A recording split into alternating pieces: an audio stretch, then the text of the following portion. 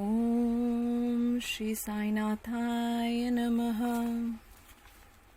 अनंत कोटि ब्रह्मांड नायक राजाधिराज योगीराज परब्रह्म श्री सच्चिदानंद सद्गुरु साईनाथ महाराज की जय। साईनाथ महाराज की जय। साईनाथ महाराज की जय। अध्याय 31वां। विजयानंद शिरडी आया, साईं कृपा से धन्य हो गया। मान जा मेरा कहना, मच्छीधर रंगण पे जाके रहना। बाग की परम गति, साईं के चरणों में शरणागति। बाबा ने कहा है, जो कुछ भी मैं स्वीकार करता हूँ मुझे उसे 100 गुना से अधिक वापस करना पड़ता है। तुम जहाँ भी रहो, जब भी श्रद्धा और भक्ति से अपनी प्रार्थना में मेरे सामने हाथ फैलाओगे, मैं दिन और रात हमेशा तुम्हारे पीछे खड़ा रहूंगा। तुम दुनिया में कहीं भी जाओ, मैं तुम्हारे साथ हूँ। मेरा वास तुम्हारे हृदय में है। मैं तुम्हारे अंतर्मन में रहता हूँ, इसलिए मुझे अपने से अलग मत समझो। विजयानंद शिरडी आया, साईं कृपा से धन्य हो गया। मद्रास के रहने वाले विजयानंद नामक एक सन्यासी के मन में एक बार एक नक्शा देखकर ख्याल आया कि वे मानस सरोवर की यात्रा करें। वे तैयारी करके सफर पर निकला। सफर में उसने साईं बाबा के बारे में सुना तो वे शिरडी आ पहुंचा। उस वक्त वहां और भी एक महात्मा आए हुए थे। वे थे हरिद्वार के स्वामी सोमदेव जी। विजयानंद ने उनसे मुलाकात कर ली और मानस सरोवर के बारे में पूछा तो वे बोले, वह यहाँ से 500 मील की दूरी पर है और वहाँ हमेशा बर्फ रहती है। वहाँ के निवासी भूटान देश के लोगों से भी काफी तकलीफ पहुँचती है। ये सुनने पर विजयानंद के धीरज ने जवाब दे दिया। इसके बाद जब वह बाबा के दर्शन के लिए गया और चरण स्पर्श करके करीब बैठा तो बाबा एकदम कड़क पर बोले, इसे पहले यहाँ से बाहर निकालो। इसका साथ किसी काम का नहीं। उसे बाबा के बारे में कुछ मालूम नहीं था, इसलिए वह डर गया, शर्मिंदा भी हुआ, मगर फिर भी वहां बैठा रहा। उस वक्त वहां का माहौल देखकर वह इतना खुश हुआ कि वहीं वह रह गया। उसे वहां से जाने की याद नहीं रही। इतने में वहां उसके नाम खत आया कि उसकी माँ सख्त बीमार है। वह एकदम दुखी हो गया और बाबा से जाने के लिए आज्ञा मांगने गया। तब वे बोले, क्या रे, अगर माँ से इतना प्यार है तो तू यह सन्यासी क्यों बन गया? यह तेरा प्यार इसे गेरुए कपड़ों के लिए एक दाग है। सन्यासी ने सब दुनिया से सुख दुखों से नाता रखना नहीं चाहिए। यह तो 10 दिनों का बाजार है। इस जहां के भोग मरने से छूट जाते हैं और जन्नत का सुख और पुण्य खत्म होने से छूट जाता है। इसलिए उसकी जान में जान है, तब तक भगवान का भजन करना चाहिए। हरि के भजन से ही सबका बेड़ा पार हो जाता है। तेरे खुशकिस्मती से ही तू यहाँ तक पहुँचा है। अब मेरी बात मान ले और माँ की फिक्र छोड़कर यहीं और 3 हफ्ते रुक जा। भागवत को प्यार से पढ़ ले और हरि भजन कर ले, तू तो सुखी होगा।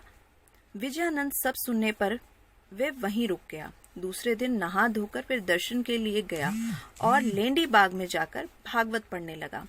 तो 2 हफ्ते बीत जाने पर उसकी तबीयत बिगड़ने लगी और वह पढ़ना छोड़कर वापस मुकाम पे आया।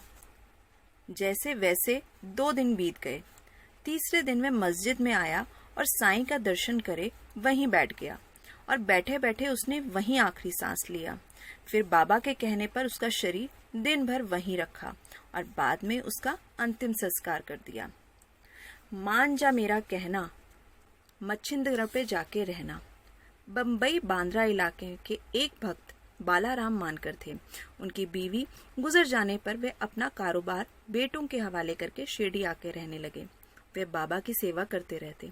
बाबा सबके मन की बातें जानते थे, इसलिए एक दिन मानकर को बुलाकर कहा, ये 12 रुपए ले और शिरडी छोड़कर वापस मच्छिंद्रगढ़ जाके रहे।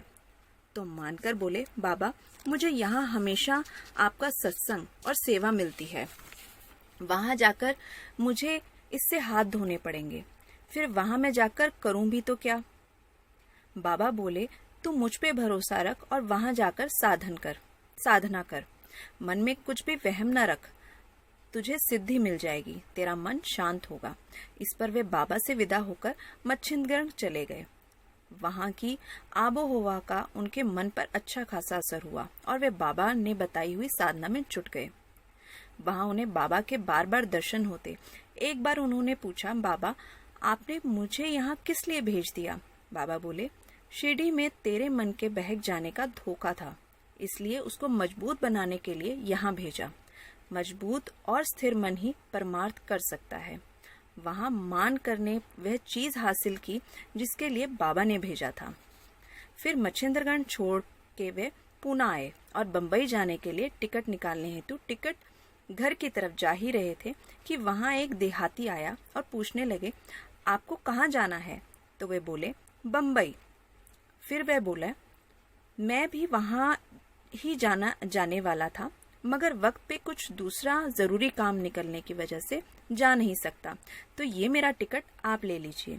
टिकट लेकर वे भीड़ में ऐसा घुस गया कि मानकर देखते ही रह गए। उन्होंने पैसे देने के लिए उसे बहुत ढूंढा, मगर वह मिल ना सका। बंबई से वे फिर शिरडी में आए और जिंदगी की आखिर तक वहीं रहे। बाग की परम गति, साईं चरणों में शरणागति। एक दिन एक बड़ी सी गाड़ी लेकर 3 दरवेश शिरडी में आए। गाड़ी में सांकल से जकड़ा हुआ एक बहुत बड़ा शेर था जो बीमार था। वे दरवेश जिनका ये शेर था बहुत इलाज करने पर हारे थे। वे शेर ही उनके लिए रोजी रोटी का सामान था। उस इलाके में आने पर उन्होंने बाबा के बारे में सुना और उसे बड़ी उम्मीद से वहां लाए थे। मस्जिद के आंगन में उन्होंने शेर को उतार दिया और बाबा से अपना सब हाल बताया। बाबा ने उस शेर को अपने पास लाने के लिए कहा। दरवेश उसे बाबा के सामने ले आए। उस वक्त शेर की नजर बाबा की नजर से मिली। अपनी पूंछ उठा के उसने जमीन पर 3 बार पटक दी। जोर से दहाड़ा और दहाड़ने के साथ ही उसने अपना दम तोड़ दिया। ये देखने वालों के आंखों में आंसू आ गए, लेकिन एक संत चरणों में मौत मिलने से ये शेर को पुण्यवंत भी कहने लगे। दरवेश भी उदास हो गए, मगर दिल पर काबू रख के उन्होंने बाबा से उसे अंतिम संस्कार के लिए पूछा। बाबा ने कहा, उसकी जिंदगी इतनी ही थी, तुम अपने दुख पर काबू करो। वह शेर बड़ा भाग्यवान था, उसे इसी मस्जिद में मौत नसीब हुई। वह आपका पिछले किसी जन्म में कर्जदार था, जो उसने इस जन्म में तुम्हारी सेवा करके चुका दिया। यहाँ शंकर भगवान के मंदिर के पीछे उसे दफना दो। और वहीं उस शेर को दफना दिया गया। ओम श्री सच्चिदानंद साईनाथ महाराज की जय। अनंत कोटि ब्रह्मांड नायक राजाधिराज योगी राज परब्रह्म श्री सच्चिदानंद सद्गुरु साईनाथ महाराज की जय। साईनाथ महाराज की जय। साईनाथ महाराज की जय।